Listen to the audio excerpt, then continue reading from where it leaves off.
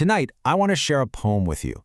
It's called Night Rain Sent to the North, and it's this quiet, beautiful masterpiece about longing and hope, written by Li Shangyin more than 1,000 years ago during the Tang Dynasty. Before we break it down, let's just take a moment to sit with the words themselves. First, just listen. Let the sound of the original Chinese, the rhythm and the tones, just wash over you. We'll get to the meaning in a moment. 夜雨寄北，君问归期未有期，巴山夜雨涨秋齐。何当共剪西窗烛，却话巴山夜雨时。All right, let's dive in. The poem opens by painting this incredibly vivid picture of a single, lonely moment in the present. Here, in this first line, the poet starts with a direct address to someone far away. Just listen to the cadence. 君问归期未有期. So right away, we're dropped into the middle of a conversation. It's like he's just read a letter, and this is his immediate reply. It's so intimate, but his answer, well, it's just a sigh of resignation, isn't it? He can't give the person he loves the one answer they want to hear. You can just feel the emotional weight in this one line. The vast distance between these two people is palpable. And his reply, there is no date set, it isn't cold at all. It's full of this deep helplessness. He's trapped by his circumstances. He can't go home.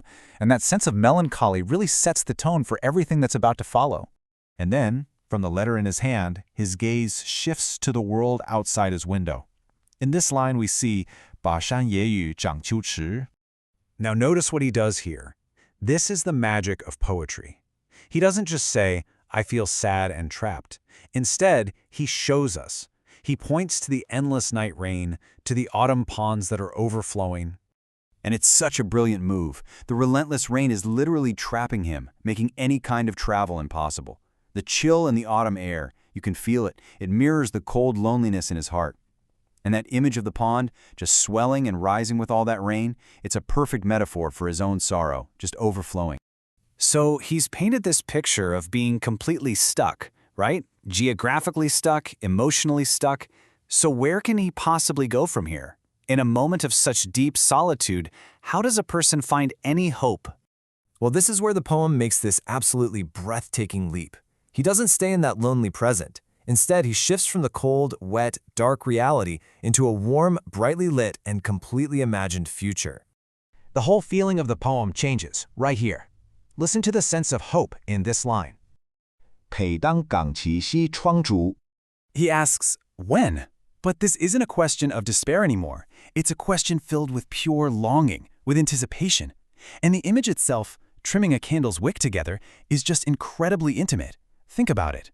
It implies they've been talking for hours and hours, so long that the candle has burned low and needs to be tended to so their conversation can keep going, deep into the night. That shared flame is the perfect antidote to the cold, lonely rain. It's warm, it's close, it's shared. The poet has conjured this entire scene in his mind, almost like a shield against his current misery. It's such a powerful testament to how our own imagination can be a source of comfort and hope. And now we get to the final line, the one that ties the entire poem together into this perfect, beautiful circle. Notice how this image unfolds. 看为花巴山夜雨时. This is the masterstroke. In his imagined future, warmed together by the candlelight, what are they going to talk about? They're going to talk about this very night, the miserable night of rain and sorrow that he's living through right now. And this is just genius. The phrase, the night rain in the Baal Mountains, appears twice in the poem. The first time, it's a symbol of his misery, but the second time, it's been transformed. It's now a memory, a story that can be shared. The pain of the present is instantly softened because he imagines a future where they can talk about it, together. The loneliness is conquered simply by turning it into a shared story. So let's just step back for a second and look at the whole thing. Why has this short, seemingly simple poem echoed for centuries? Why does it still resonate so deeply with us? Well, historically, there's a bit of a debate. Some scholars believe it was written for his wife, an intimate message sent across the miles. Others think it was actually written after his wife had passed away and sent to a dear friend. But you know what? In the end, it really doesn't matter. The reason this poem has lasted is because the feeling it captures is completely universal. Anyone who has ever been separated from someone they love, a partner, a family member, a best friend, you understand this ache. this exact mix of present loneliness and the stubborn hope for a future reunion. And so, the poem leaves us with this beautiful, aching question. It's a question that holds both the deep pain of separation and the powerful belief in coming back together. It's a quiet reminder that even in our absolute loneliest moments, hope can be an act of imagination, a small candle we light in our minds to hold back the rain.